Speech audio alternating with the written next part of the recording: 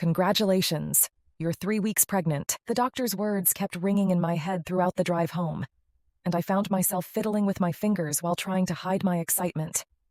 I hadn't expected the dizziness and aches to actually be attributed to pregnancy, because Alpha and I had only been intimate a few times, and during those times, he always made it a priority to pull out and stain my thighs.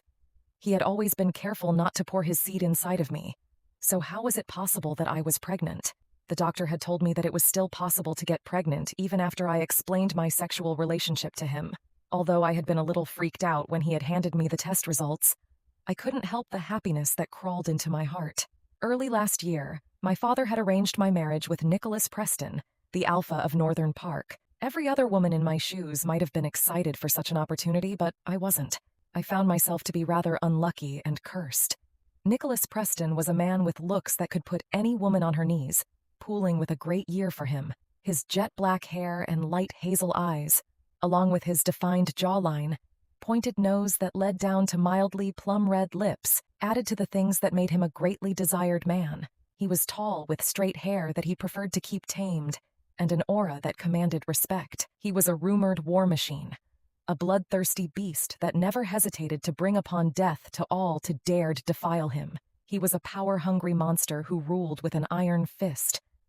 Thinking about how many packs he had destroyed and taken over, innocent lives he had shed for the mere sake of expanding his territory, grew a sick feeling in the pit of my stomach, but I had no choice.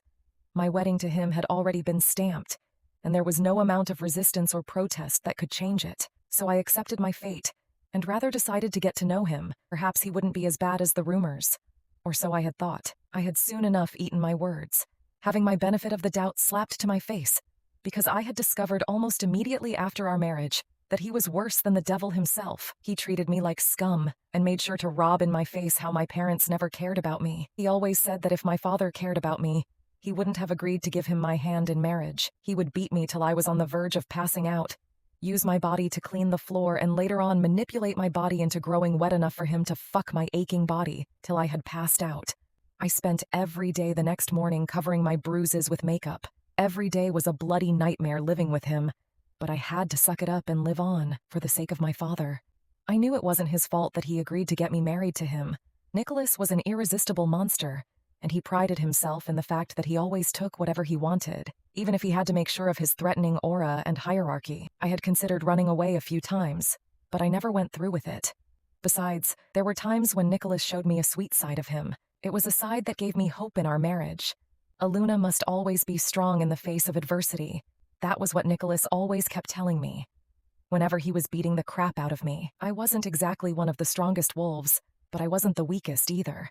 I was a gamma wolf, but with my lack of skill, I could be mistaken for an omega. My wolf wasn't of the regular size gamma wolves usually possessed. She was smaller, and it made people question my ranking truly. Sighing, I tried to bear a positive mindset. A smile found its way to my lips, and I rubbed my belly, hoping that this pregnancy was going to be my ticket to a better life and happier marriage. I had hoped that Alpha Nicholas would look at me more kindly and treat me nicer, now that I was carrying his child. I wanted this child to bring us together and shape us into an ideal couple. I was anxious to know what his reaction would be once I got to tell him, and the moment the car came to a halt, I dashed out of the car, running into the huge mansion with a smile plastered on my face. "Alpha, Alpha," I called out to him while running in the direction I knew I would find him. He always spent the majority of his days in his chamber, seated on his throne while he deliberated with elders and fellow high-ranking personnel, issues that threatened the safety of wolves in his territory. Pushing the huge brown mahogany door open, I rushed into the room with a smile on my face, breathless from all my running. But the smile soon faded, when at one glance swept over the room, discovered my father knelt in front of Nichols, his body badly bruised and beaten up.